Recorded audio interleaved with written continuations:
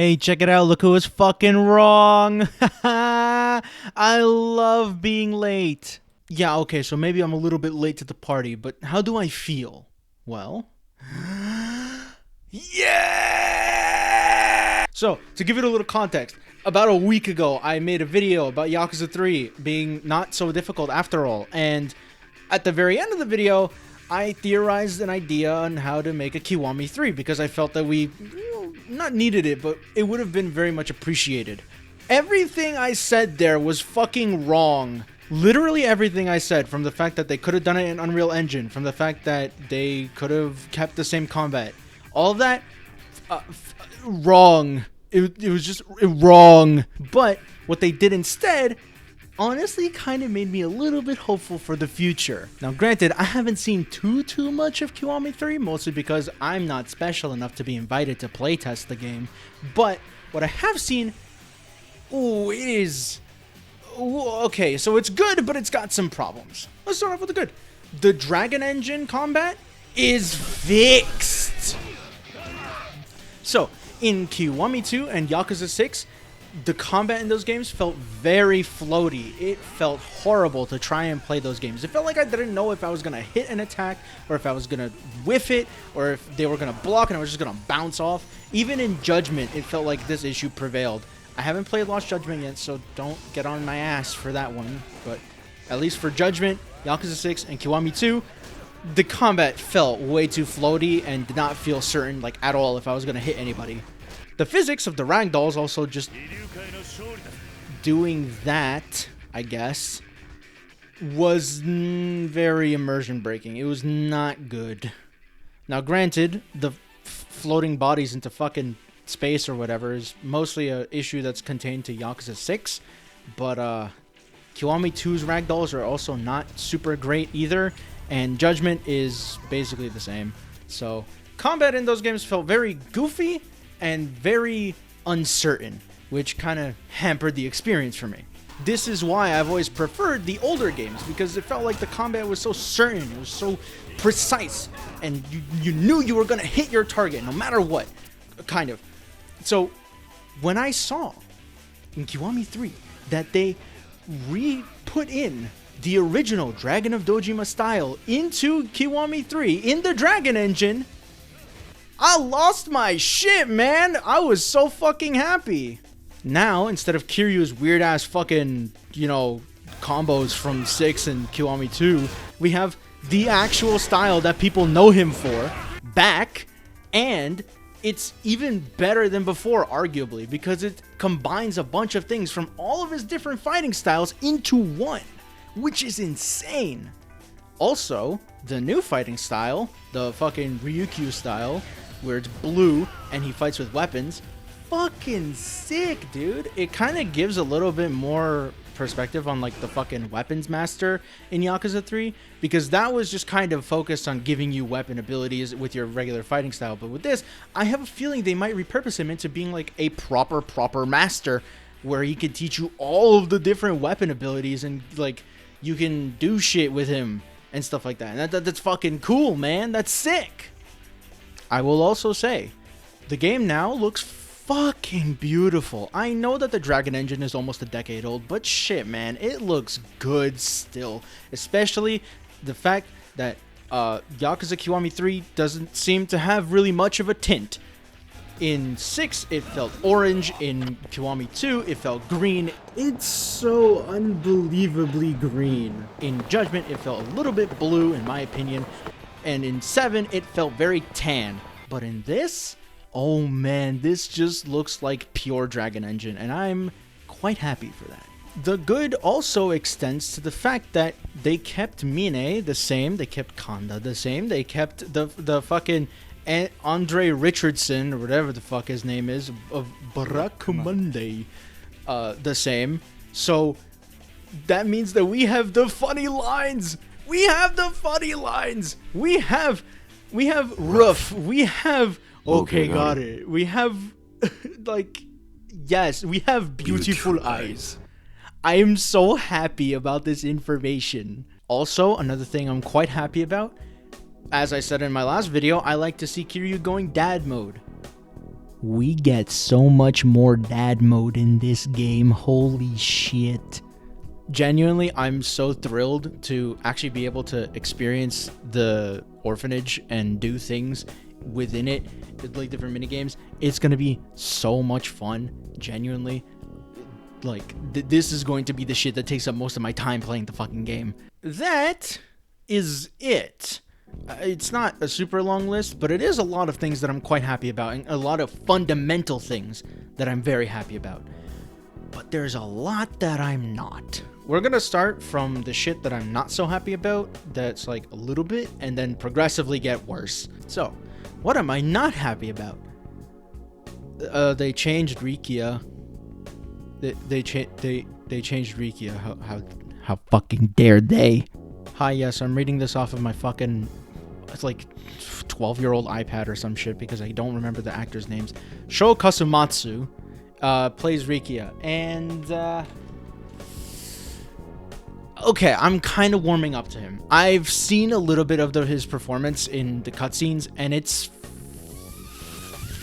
fine. Like, Rikia embodies this like brash hothead, but also a genuinely really caring guy underneath it all. And I think Sho Katsumatsu does a fine job doing that. He's definitely a different energy than Rikia, because Rikia is a lot more like goofy, and Sho is not. But I do think he kind of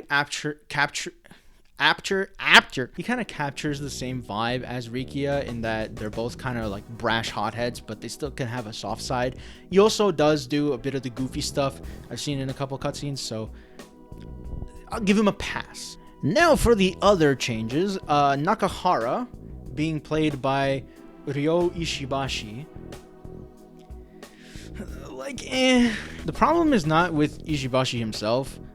His performance, I'm sure, is just fine. I'm sure he did a fantastic job. In fact, I think all of them did a fantastic job. And I think all of them have very good performances. And I think all of them deserve to be in the game.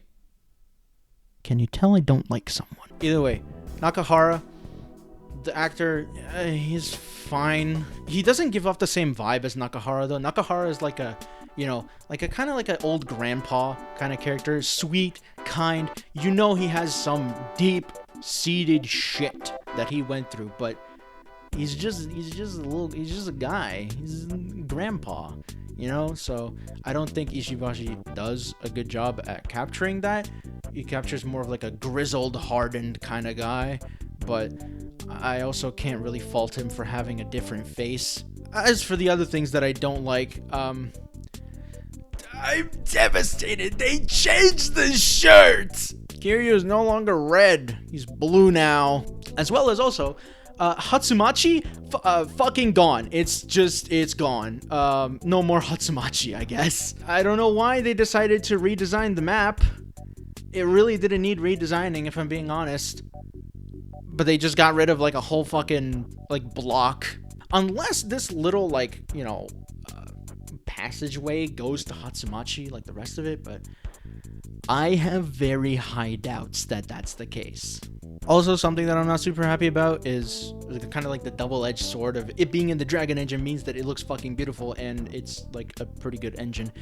It being in the Dragon Engine also means that Kiryu has zero emotion. It's even worse than old fucking Angry Face in Kiwami 1.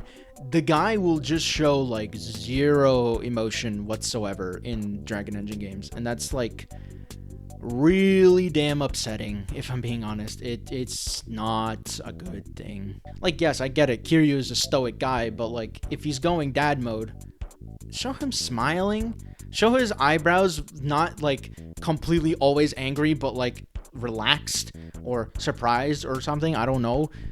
Make him seem like a dad while he is a stoic character. Making him not have any emotion whatsoever just kind of really poorly characterizes him. It makes him seem like he doesn't give a shit, when I know for a fact him being dad mode is like the thing he cares about most. Oh yeah, also another thing that I don't actually really like that much is a trend that I've been noticing from Pirate Yakuza, and then also now this game, and a little bit of Gaiden. There's only one heat bar Why?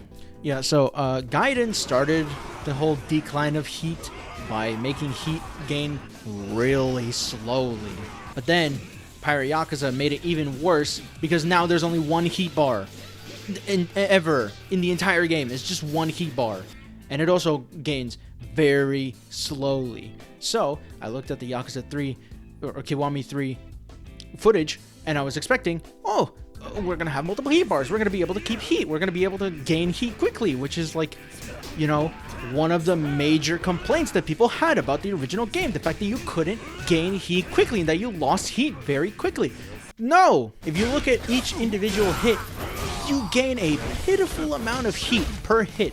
It will take an entire combat, most likely, for you to get one heat bar. And that's it. Like, make a choice. Either you're gonna have heat or you're not gonna have heat. Either you're gonna support heat in the way that it should be done, or you're just gonna do away with it entirely. In which case, you're probably just making the game that is most unique in its genre for having heat in the first place, just blend in with the crowd. Now, granted, I don't know if there are upgrades for heat, but given what Pirate Yakuza did, and the fact that the first heat bar is so fucking long, I'm gonna guess no. So as you can tell, the bad is a lot longer than the good. Now granted, the good is very fundamental, and I quite like it, but the bad is like small minor things that are just kind of peppered all over the place that kind of, you know, bring the experience down for me. So Kiwami 3 right now, looking like a 7 and 8 overall. Go Hamazaki, a character in Yakuza 3 and 4 that is quite central to the story. He ate a duck egg and exploded a Chinese restaurant. He also escaped prison with Saejima in the 4th game, and then somehow was forgiven after stabbing Kiryu in 3. Spoilers! Yeah, he also looked like a brash, like, dickhead, very unapologetically. He looks like the kind of guy to grope a woman. No, wait, hold on. Yeah, so the actor who replaced Hamazaki, sexually assaulted a woman. And the worst part is that this happened in 2022. They knew he did this. They were aware. And if they weren't, how is that possible? It's been 3 years since it happened. They knew. RGG knew this. They still hired him anyway. What the fuck? Like, listen, RGG, I love you, okay? You're my favorite game company. You make my favorite game series. I love your games. But seriously, what the fuck? Furthermore, it's a really shit thing that they did, like, it now, because the game is 4 months from release. It comes out in February of next year. It is 4 months from release. There is no possible way they could ever get a new actor, re-record all the voice lines, redo the rigging, redo the face modeling, redo everything, just to replace the character in 4 months. That's just impossible. It's not going to happen, which means, unfortunately, on release, that fucking asshole is gonna be playing... Well, actually, it's kind of fitting for his character. I have no doubts that whenever Kiwami 3 releases, they will make... Like, some people in the community will make a Rikia restored mod, will make a fucking Nakahara restored mod. They will make a Hamazaki restored mod. And I have a feeling that it may be the very first one that gets made. This is also not talking about Dark Ties. Dark Ties looks fucking incredible. I love it. I have basically no notes because Mine's style looks sick as hell. I hope he uses that style in the final boss fight for Yakuza 3, because holy shit, man, that would be so cool if you could play like Kiryu and fight against Mine using the style that you also used in Dark Ties. Like, that'd be so cool, man. But do I have any hopes for them doing that? Yeah, kinda, actually. It wouldn't be too hard. When it comes to the Dark Ties story, I love that we're getting more information on Mine. I love that we're able to get his like connection with Kanda, connection with Daigo. I always really liked whenever they did these in-between stuff. So like the Nishikiyama cutscenes in Yakuza Kiwami 1. Don't cry, Nishiki. That was always really nice to see because it helped characterize the downfall a little bit more.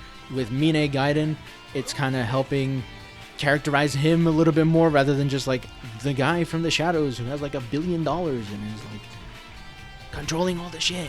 So yeah, I'm really excited for the game, but I also wish they changed a lot of things. And some of it is like, you know, kind of whatever. It's personal preference. I'll get over it. But then the other is the sexual assaulters in the game, and I'm not very happy about that. But you know, at the end of the day, this is a remake of one of my favorite Yakuza games in the entire franchise. So it's hard not to. So yeah, that's basically it. To all the people who subscribe for, you know, hoping more for Yakuza content, believe me, I will make it, but that's not what the focus of this channel is going to be about. So if you just joined for Yakuza content, please stick around, but don't expect it always to come around. I am planning other things. I'm planning on making perhaps a skate video, since I fucking love skate, and I want to talk about how EA is a total ass. So yeah, if you want to watch that, go ahead. But I'm not going to be focusing my channel around only Yakuza content. I have a wide breadth of things that I am interested in. So as the channel description states, just making whatever, you know?